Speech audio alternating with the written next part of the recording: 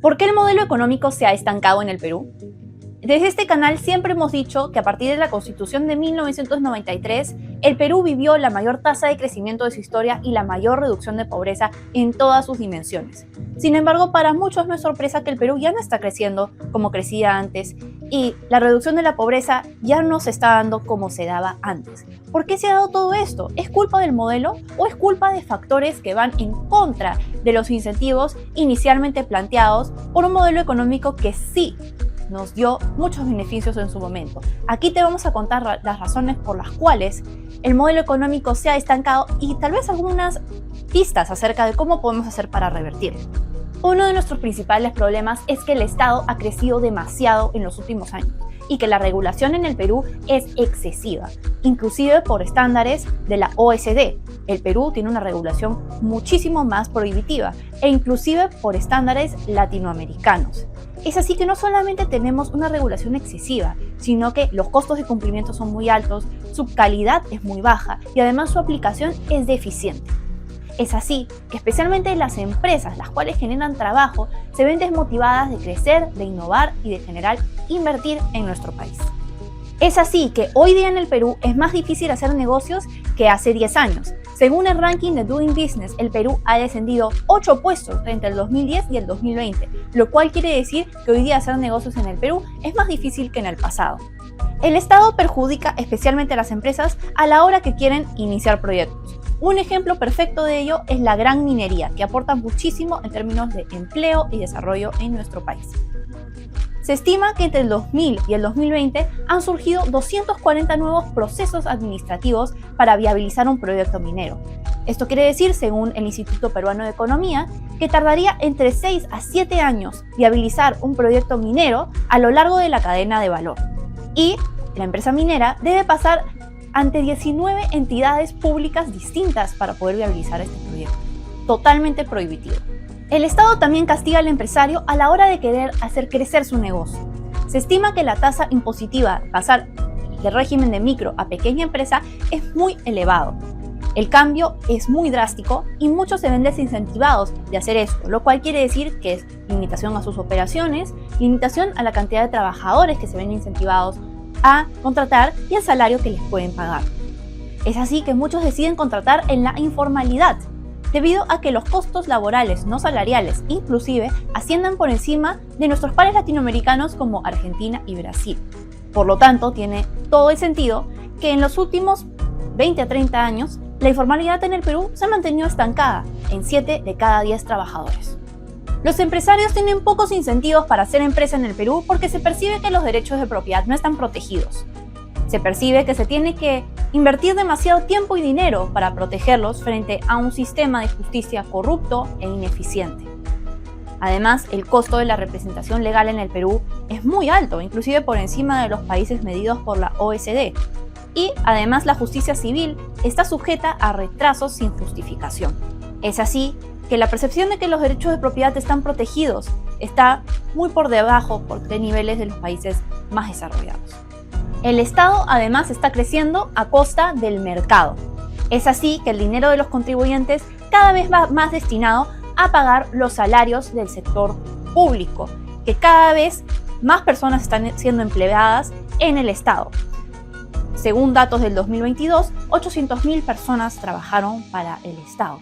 Y estos no son puestos de trabajo necesariamente de un servicio civil calificado, tecnificado, que podría trabajar en todo caso para las reformas que necesitaría el país. No, se trata de cada vez más contratos temporales mediante la modalidad de CAS, los cuales están inflando la planilla estatal.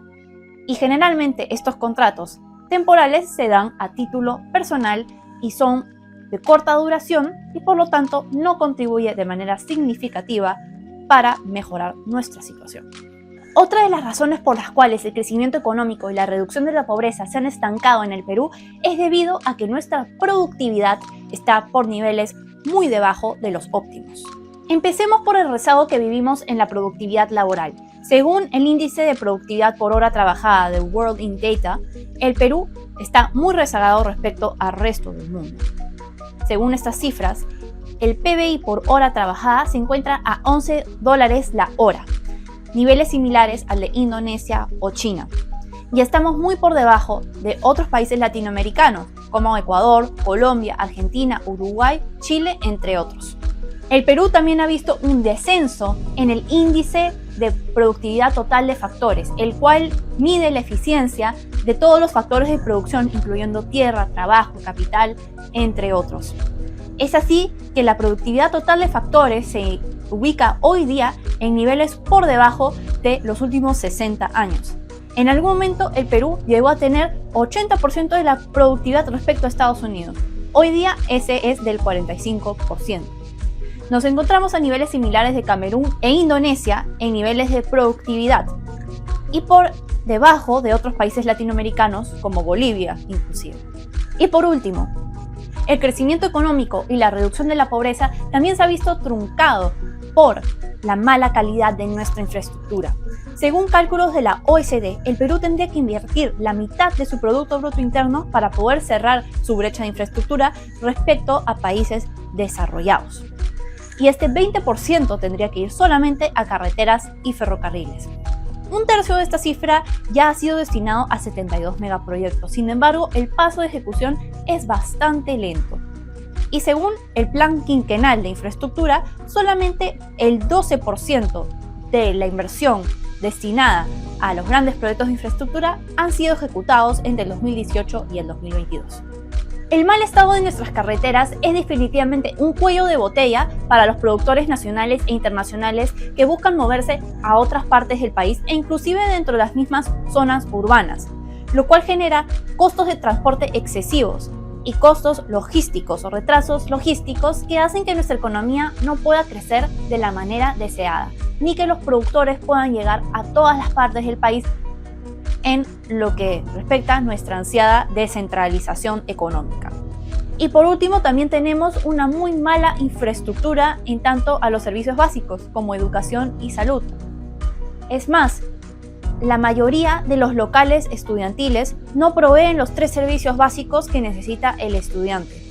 Y en promedio, en los últimos 10 años se ha dejado de ejecutar 30% de la inversión destinada al sector educación.